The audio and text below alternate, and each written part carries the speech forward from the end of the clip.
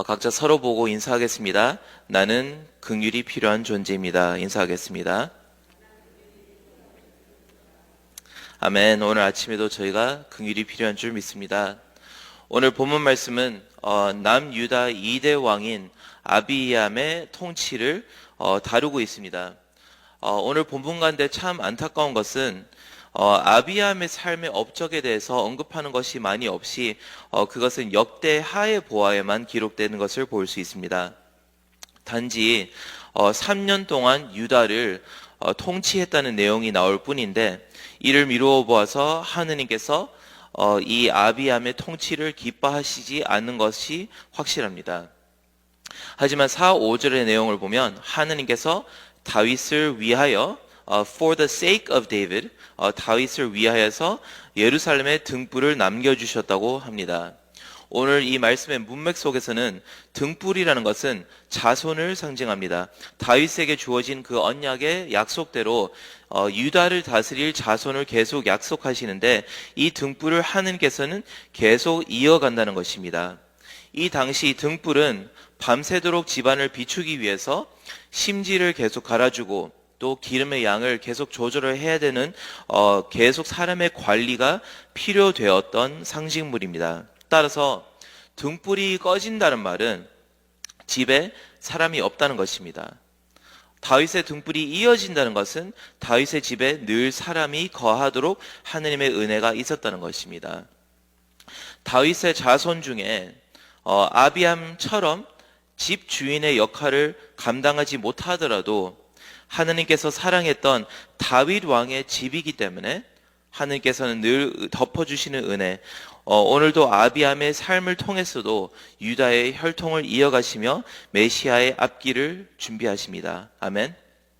하느님께서는 다윗을 얼마나 귀중하게 여기셨냐면 르호보암 이후로부터 20대를 걸친 모든 유다 왕들의 행실을 다윗 왕을 기준 삼아서 평가가 되었습니다. 다윗의 마음에 이르렀는지, 다윗의 행실에 이르렀는지, 아니면 그 아비 다윗대로 미치지 못했는지 그 기준점이 되는 것을 볼 수 있습니다.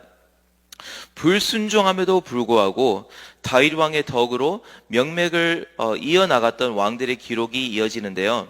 마침내 남유다는 바벨론 포로기를 끝을 맞이하게 됩니다. 오늘 저희들이 본문을 살펴보면서 다윗 왕을 향했던 하느님의 은혜가 후대의 왕들의 어떠한 잘못들을 덮어주었는지를 정확하게 보면서 예수 그리스도의 피가 우리의 죄까지 어떻게 덮어주는지를 비교하면서 묵상하고 적용하면서 감사해야 하는 시간을 가지겠습니다. 첫 번째로 다윗 왕의 업적들은 후대 왕들의 온전치 못한 행위를 덮어주었습니다. 3절에 보면 오늘 세 가지 포인트가 다 나오는데요. 3절에 보면 아비암이 그의 아버지가 이미 행한 모든 죄를 행하고 라고 나와 있습니다.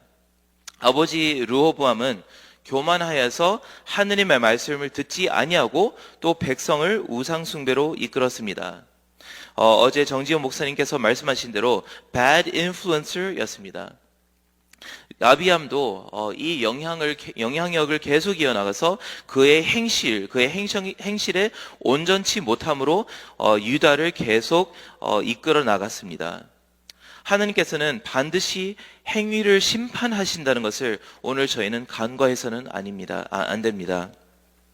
개혁주의 신앙은 칭의 전후로 삶을 나눌 정도로 칭의, 하나님의 의롭게 여기심이 너무나 중요한 교리입니다. 하지만 어쩌면 의도하지 않은 영향 중에 하나가 선한 행위의 중요성을 강조하는 것이 조금 미비하다는 것입니다.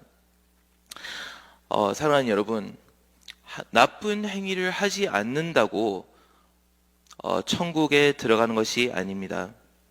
히브리어나 혹은 헬라어로 죄라는 이 단어를 살펴보면 온전한 어떤 목표점에 이루지 못한다는 의미가 더욱 강하게 부각됩니다. 히브리어로는 mission failure, 사람에게 주어진 그 본연의 임무에 실패했다는 뜻이 있고요. 또 헬라어로는 목표점을 타격하지 못하는, 양궁에서 목표점을 맞추지 못했다는 그러한 단어의 뜻이 있습니다. 즉, 안 해야 할 일을 한 것도 죄지만 해야 할 일을 하지 않은 것, 즉 하나님의 형상으로 우리가 빚음을 받았을 때 살아내야 할 모든 삶을 살지 못한 것도 하나님의 눈에 보시기에 선하지 못한 행위라는 것입니다. 그리고 이 행위를 하나님께서는 반드시 심판하십니다. 너무나 감사한 것은 예수님께서 온전한 행위로서 내가 살아야 할 삶을 대신 사셨고 내가 하지 말아야 할 것을 했을 때 예수님의 보혈이 그것을 씻어주신다는 그 덮으심의 은혜가 오늘 있는 줄 믿습니다. 아멘. 우리의 행위가 예수 그리스도의 온전한 행위로 덮어지는 은혜가 분명히 있습니다. 두 번째로 다윗 왕의 행적이 온전하지 못한 후대 왕들의 마음을 덮어주는 것을 볼 수 있습니다. 아비암의 평가를 보면 3절을 보면 계속 이어지는데 그의 마음이 조상 다윗의 마음과 같지 아니하여, 마음이 같지 않았다고 말하고 있습니다. 다윗도 아비암과 마찬가지로 죄를 행하는 행위가 있었지만 그의 마음은 하나님께 온전히 향해서 하나님의 마음에 합당한 자라고 일컬음을 받았습니다. 이스라엘인에게 이 마음이라는 것은 단지 어떤 정서나 감정의 중추가 아니었습니다. 지정 이 모든 것을 한 방향으로 통일하는 구심점의 역할을 하는 것이 바로 마음이었습니다. 마음이 온전하다는 것은 즉 사람의 방향이 한결같다는 뜻입니다. 마음이 온전하다는 것은 늘 하나님을 향한다는 그 한결같음을 뜻하고 있습니다. 아비암이 북이스라엘에 여로보암에게 전쟁을 선포할 때 신기하게도 이스라엘이 하나님을 대하는 태도와 행실에 잘못이 있다는 구실로 아비암이 나중에 이스라엘에게 전쟁을 선포합니다. 이것이 역대하에 기록되는데요. 그리고 이 전쟁에서 승리를 하게 됩니다. 북부 왕에 비해서 행실로는 어느 정도 아비암이 거룩한 척을 할 수 있었지만 문제는 아비암의 마음이라는 것이 오늘 기록되어 있습니다. 행실로는 비교가 될 수 있겠지만 자잘못을 따질 수 있겠지만 마음은 시종일관으로 하나님을 찾지 않았던 것이 아비암의 삶의 평가였습니다. 오늘 크리스천들의 많은 삶의 모습이와 마찬가지입니다. 저희들이 깊이 생각해야 될 것은 행위는 겉으로 보이기 때문에 서로를 정죄하거나 지목할 수 있는 부분이 되지만 마음은 보이지 않기 때문에 오직 나와 하나님 사이에서 늘 씨름을 하면서 내면의 묵상을 해야 되는 것이 마음의 문제입니다. 마음이 온전하다고 우리가 누가 자신에게 얘기할 수 있을까요? 우리가 늘 시종일관으로 지정의가 모든 것이 최선으로 하나님께 향한지를 누가 자신에게 얘기할 수 있겠습니까? 너무나 감사한 것은 다윗 왕의 마음이 그 후대의 마음을 덮어주듯이 예수 그리스도의 온전한 마음이 우리의 마음의 불완전함을 덮어주는 줄 믿습니다. 아멘. 이것이 복음입니다. 예수 그리스도의 마음이 불완전한 우리의 마음을 덮어줘서 오늘도 우리가 하나님 앞에 일어설 수 있는 줄 믿습니다. 행위와 마음은 중요하지만 가장 중요한 것은 관계입니다. 행위와 마음의 온전함은 온전한 관계를 전제하고 있습니다. 그래서 마지막으로 오늘 본문에 조금 더 묵상해야 될 부분이 무엇이 있냐면 다윗 왕의 하나님과의 관계가 후대 왕들의 온전하지 못한 하나님의 관계를 덮어주었던 것을 볼 수 있습니다. 3절의 마지막은 이렇게 볼 수 있습니다. 그의 하나님 여호와 앞에 온전하지 못하였으나. 아비암이 왜 하나님 앞에 온전하지 못하였습니까?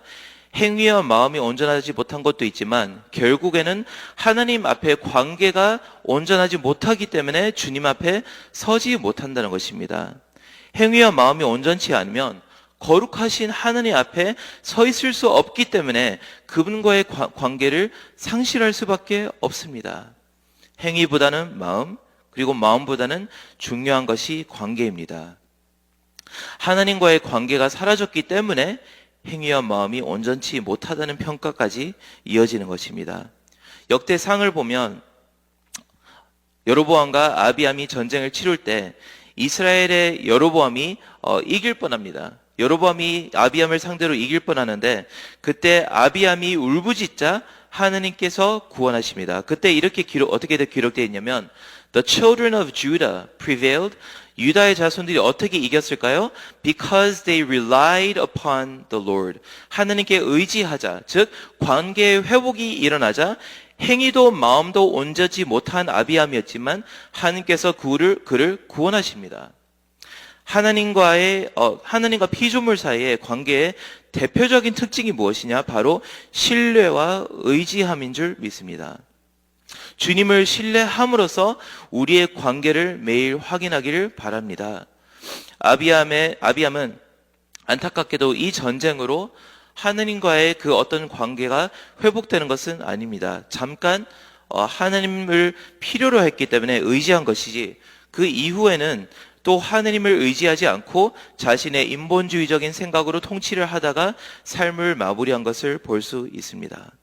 너무나 감사한 것은 예수님의 온전한 관계가 우리의 불완전한 관계를 덮어주었고 마찬가지로 다윗 왕의 하느님과의 관계가 후대 왕들의 그 불완전했던 관계를 덮어주었던 것을 볼 수 있습니다.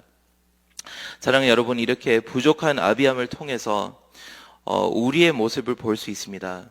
우리의 행위와 우리의 마음과 우리의 관계는 늘 온전치 않지만 우리의 삶이 늘 것을 증명하지만 하나님은 계속 우리의 등불을 남겨주시는 은혜가 있습니다. 왜 그렇죠?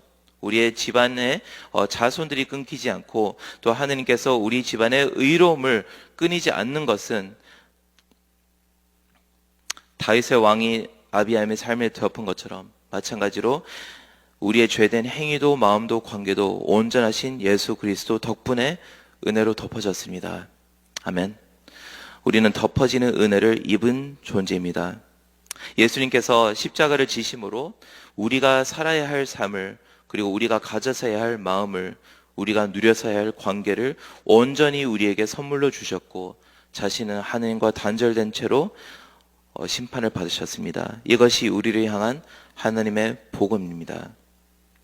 이 복음으로 인하여서 관계의 회복이 일어나고 우리가 다시 하나님의 자녀가 되고 하나님의 자녀에 어울리는 마음을 가지게 되고 그 마음에 걸맞는 행위를 다시 살아나갈 수 있는 것이 복음과 성화로 이어지는 우리의 이야기가 된 줄 믿습니다. 오늘 이 덮어주시는 은혜를 우리가 단지 묵상하고 받을 뿐만 아니라 이제는 적용을 해야 됩니다. 어떻게 적용을 해야 될까요? 베드로 전서 4장 8절에 보면 이렇게 말씀하고 있습니다. 무엇보다 뜨겁게 서로를 사랑할지니 사랑은 허다한 죄를 덮느니라라고 말씀하십니다. 예수님의 사랑이 우리의 허물을 덮어주듯이 우리의 사랑 역시 부족한 자의 허물을 덮어주면서 그 사람의 온전한 회복이 있기까지 우리의 사랑이 지속돼야 할 줄 믿습니다. 목회를 하다 보면서 여러 차례 느낀 바가 있는데 아무리 성숙한 크리스천이더라도 참 사람의 잘못에 대한 기억력이 엄청 길다는 것을 많이 느낄 때가 있습니다. 신앙생활을 오래 했지만 어쩌면 오래 했기 때문에 자잘못을 빠르게 분별하고 판단이 빠르지만 용서가 더디 이루어지는 것을 많은 교회에서 바라보고 또 안타깝게도 우리 가운데서도 보고 있을 때가 있습니다. 여러분, 뜨겁게 사랑함으로써 허다한 죄를 덮어주는 교회가 되길 바랍니다. 아멘. 마거릿 미드라는 20세기의 유명한 인류학자가 있었습니다. 그 인류학자에게 한 학생이 질문을 했는데요.